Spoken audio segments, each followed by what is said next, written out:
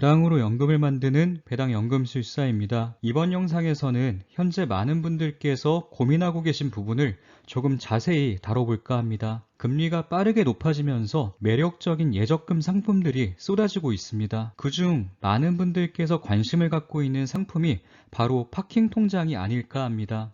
자유롭게 입출금이 가능하면서 상품에 따라 분기마다 또는 매월, 심지어 매일 이자를 받을 수 있기 때문에 증권계좌에 현금을 가만히 모셔두는 것보다 더 나은 선택일 수 있기 때문입니다. 불과 작년까지만 해도 아무도 관심을 가지지 않았던 예적금 상품에 많은 사람들이 몰리고 있습니다. 단기 하락장에서는 증권계좌에 돈을 넣어두고 저점 매수를 노리고 있던 투자자들이 대부분이었습니다. 하지만 경기 침체 가능성이 점점 커지면서 밑빠진 독에 돈을 붓는 것일 수 있다는 불안감이 함께 커질 수밖에 없는 상황입니다. 따라서 원금 손실이 없는 안정적인 상품에 관심을 갖게 되는 것은 지극히 자연스러운 현상입니다. 앞으로도 페드의 추가적인 금리 인상이 예고되어 있기에 예적금 금리 또한 추가 인상될 가능성이 큽니다. 예금으로 갈아탑니다. 짐 싸는 개미의 투자자 예탁금 최저라는 제목의 뉴스 기사를 간단히 소개해드리겠습니다. 올해 초까지만 해도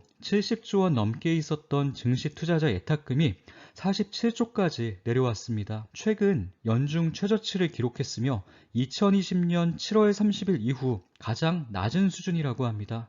이처럼 증시 예탁금이 예적금으로 많이 빠져나갈수록 주가가 상승할 수 있는 힘은 약해질 수밖에 없습니다.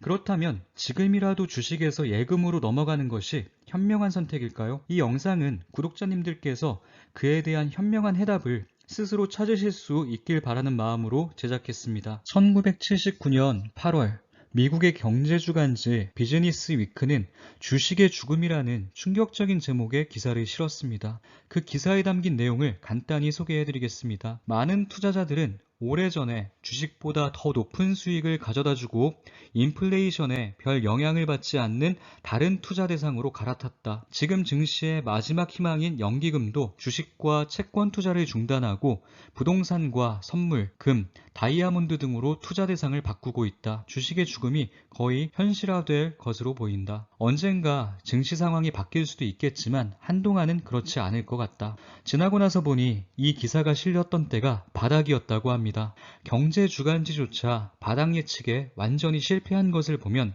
역시나 바닥 예측은 무의미한 것 같습니다. 대부분의 사람들이 안전자산으로 옮겨간 후 3년이나 주식시장이 바닥 상태였지만 주식시장에 대한 불신과 걱정이 컸기 때문에 안전한 투자 대상을 찾아 떠난 주식 투자자들이 주식시장으로 돌아오길 꺼렸던 것이죠. 1979년 8월이 모두가 주식시장을 떠나고 난 후의 상황이라면 현재는 안전한 곳으로 옮겨가는 초기 단계인 것처럼 보입니다. 존 템플턴은 저가 매수 기회를 절대 놓치지 않았던 투자자 중 한 명입니다. 그는 이렇게 말합니다. 100명 중 99명이 포기할 때까지 기다려라. 마지막 매도자까지 모두 떠나가 버린 증시에는 이론적으로 매수자만 남게 됩니다. 이때부터가 진짜 상승의 시작이죠. 하지만 꼭 기억해야 할 것이 있습니다. 모든 매도자가 떠난 후에도 상승이 바로 시작되는 것은 아닐 수 있습니다. 기다림이 필요합니다. 저가에 꾸준히 모아가면서 시장 상황이 호전되기를 기다려야 합니다. 때론 몇 년을 기다려야 할지도 모릅니다. 기다리지 못해 떠나간 사람들은 다음에 찾아올 상승장을 제대로 누리지 못할 것이고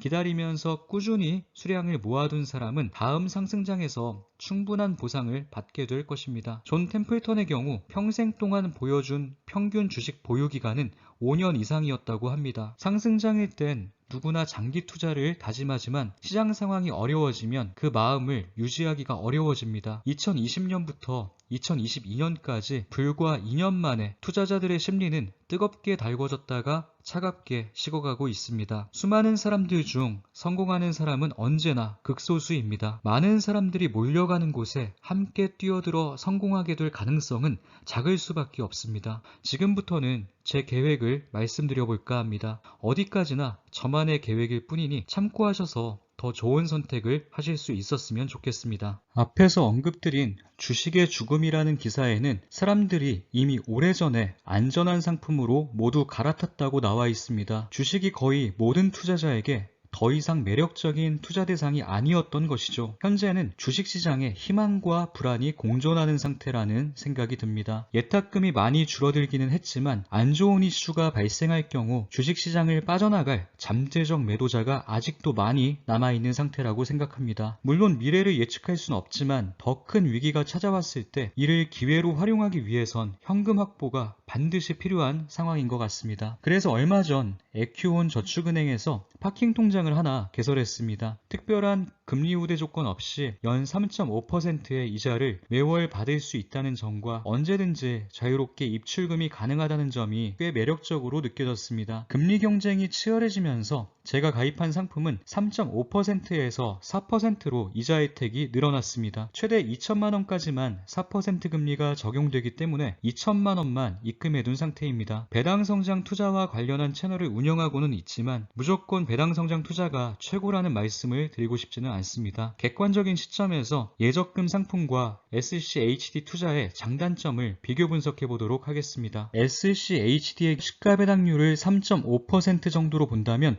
연 4% 파킹 통장이 더 매력적으로 보입니다. 게다가 SCHD의 경우 분기 배당을 지급하지만 파킹 통장은 매월 이자를 지급합니다. 2천만 원을 SCHD에 투자할 경우 분기마다 세후 15만 원이 조금 안 되는 배당을 받게 됩니다. 만약 2천만 원을 파킹 통장에 거치할 경우 매달 세후 5만 6천 원 정도의 이자를 받게 됩니다. 이자 소득세와 배당 소득세는 어차피 큰 차이가 없기 때문에 3.5%와 4%라는 수치를 그대로 비교해도 될 것 같습니다. 파킹 통장은 주가가 오르지도 않고 빠지지도 않는 연 4% 월배당 상품이라는 생각으로 가지고 있는 중입니다. 앞으로도 한동안은 파킹 통장을 포함한 예적금 상품의 금리 매력도가 점점 더 커질 것이라고 생각하고 있습니다. 지금 당장은 예적금 상품으로 모두 옮겨가는 것이 더 효율적일 것이라는 생각이 들지도 모릅니다. 하지만 우리는 조금 더 긴 호흡으로 바라볼 필요가 있습니다. 예적금 이자율이 한동안은 배당 수익률을 넘어서게 될 것입니다. 향후 1, 2년을 바라본다면 조급한 마음에 옮겨갈지를 고민하게 되지만 최소 5년 이상을 바라본다면 고민이 사라집니다. 예금 이자율은 1, 2년 후에 고점을 찍고 다시 내려오겠지만 배당 성장은 앞으로도 계속 이어질 것이기 때문입니다. 현재 SCHD의 배당 수익률은 3.5%지만 연 10% 배당 성장을 가정한다면 7년 후 배당 수익률은 7%가 됩니다. 예금 이자율이 7년 후 연 7%보다 높아져 있을 가능성은 거의 없다고 생각하기에 저는 SCHD를 꾸준히 모아나가면서 배당 수익을 조금씩 늘려나갈 계획입니다. 에큐온 저축은행 파킹 통장에 담아둔 2천만 원 이외에도 조금씩 현금 보유량을 늘려가고 있는 중입니다. 지금처럼 주가 변동성이 큰 시기에는 현금 보유량을 늘려갈수록 확실히 마음이 편해지는 것 같습니다. 예적금 금리가 높아질수록 주식의 매력은 상대적으로 줄어들 것입니다. 환율도 많이 높아져 있는 상태이기 때문에 연 4%의 이자를 매월 받으면서 시가 배당률과 이자율 변화를 관찰할 생각입니다. SCHD의 수량을 조금씩 꾸준히 늘려나가다가 정말 매력적인 가격대가 오면 파킹 통장의 현금으로 매수할 생각입니다. 좋은 매수 기회가 오지 않는다면 그냥 현금으로 보유하면서 월 이자를 받으면 되기 때문에 별로 조급할 게 없습니다. 2011년부터 2015년까지 31개의 저축은행들이 줄줄이 영업정지가 되면서 수많은 사람들이 큰 피해를 봤던 사례가 있었습니다. 고금리 상품이 매력적으로 느껴지기는 하지만 예금은 안전하다는 생각에도 경계가 필요할 듯 합니다. 저축은행별로 1인당 5천만 원까지는 예금 보호를 받을 수 있으니 예금에도 분산은 필수입니다. 저축은행 영업정지 시 예금 보호를 받을 수는 있지만 자금 회수까지 수개월이 소요될 수 있다는 점을 기억해둘 필요가 있습니다. 저는 연 4% 월이자를 받을 수 있는 점 때문에 에큐온 저축은행을 선택했습니다. 안전이 담보되기 때문에 에큐온을 선택한 것은 아니라는 것을 말씀드리고 싶습니다. 금융감독원 금융통계정보시스템 홈페이지에 들어가 보면 BIS 기준 자기자본 비율을 확인할 수 있습니다. 비은행 탭에서 저축은행을 누르면 확인이 가능합니다. BIS 비율은 자기자본을 위험 가중자산으로 나눈 값으로 은행의 재무 안정성을 판단하는 핵심 지표 중 하나입니다. 금융당국은 저축은행의 BIS 비율을 7에서 8% 이상 유지하도록 지도한다고 합니다. 에큐온 저축은행의 경우 2022년 6월 말 기준 10.5%로 8%를 넘기기는 했지만 딱히 안정적이라고 보긴 어렵습니다. 제1금융권인 신한금융의 9월 말 BIS 비율은 15.9%, 하나금융은 15.22%였습니다. 5천만 원까지 예금 보호가 되긴 하지만 금리가 높더라도 수치적으로 위험한 곳은 될 수 있으면 피하는 것이 좋겠다는 생각을 합니다. 9월 말 공시를 확인한 후 8% 근처에 더 다가가 있을 경우엔 상황을 봐서 조금 더 안전한 곳으로 옮길 생각입니다. 참고로 9월 말 자료는 12월 말에 확인이 가능합니다. 리스크와 수익은 뗄래야 뗄 수 없는 관계라는 점을 다시 한번 느낍니다. 효율을 너무 따지다 보면 욕심이 커지고 커지는 욕심만큼 리스크도 함께 커지는 것 같습니다. 언제나 적정선을 잘 지켜나가는 게 중요할 것 같습니다. 존 템플턴의 이야기를 조금 자세히 다뤄보려고 했었는데 나중으로 미뤄야 할 것 같습니다. 오늘은 좋은 내용 딱 한 가지만 가볍게 다뤄보도록 하겠습니다. 증시는 당신이 생각하는 것보다 훨씬 더 오랫동안 비합리적일 수 있다. 우리는 시장이 항상 합리적으로 흘러갈 것이라는 착각에 빠지곤 합니다. 각종 지표를 확인하며 시장을 예측하는 모든 행위에는 그런 믿음이 담겨 있습니다. 하지만 시장은 우리의 생각만큼 합리적으로 흘러가지 않습니다. 합리적이지 않게 흘러갈 때 흔히 쓰는 표현이 선반영입니다. 비합리적인 상황이 발생했을 때 이미 선반영되었다고 말해버리면 왠지 모든 상황이 합리적으로 흘러간 것처럼 느껴지곤 합니다. 주식시장이 비합리적으로 흘러갈 때가 생각보다 많다는 것을 인정해버리면 오히려 마음이 편해집니다. 불필요한 예측을 하지 않게 되기 때문입니다. 주식시장은 언제나 상승, 하락, 횡보 이 셋 중 하나의 상황만 발생합니다. 합리적으로 흘러가든 비합리적으로 흘러가든 이 셋 중 하나입니다. 어떻게 될 가능성이 더 클까를 고민하는 순간 마음이 복잡해집니다. 마음만 복잡해질 뿐 정말 의미 있는 기회와 위기 상황은 우리 모두가 생각하고 계획한 대로 일어나지 않을 가능성이 큽니다. 가능성을 예측할 순 없지만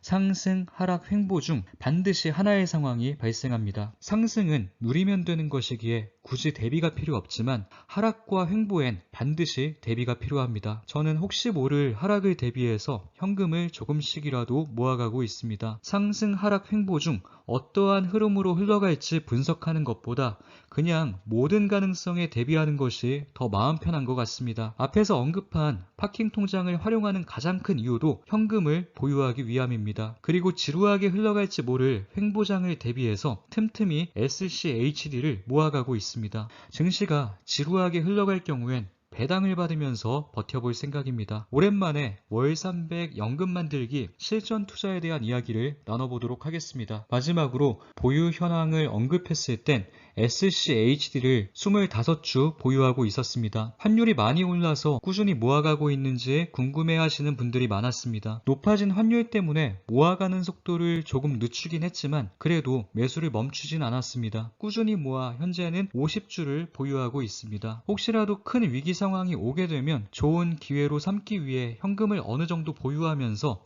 서서히 모아가고 있는 중입니다. 주가가 올라도 좋고 내려가도 좋은 상황을 유지하기 위해 나름대로 노력하고 있습니다. 더 큰 수익을 내는 것보단 어떤 상황이 찾아오더라도 유연하게 대처할 수 있는 것에 최대한 초점을 맞추고 있습니다. SCHD 50주로 받을 수 있는 배당은 세금을 제외하고 연 15만 1,000원 정도입니다. 현재 보유하고 있는 SCHD 50주로 연 10% 배당 성장을 가정하며 10년 동안 받게 될 배당금을 모두 합하면 240만원 정도가 됩니다. 20년 동안 받게 될 배당 총액은 863만원, 30년 동안 받게 될 배당 총액은 2,483만원 정도가 될 것입니다. 이번엔 연금저축 계좌에 담은 종목들을 확인해 보겠습니다.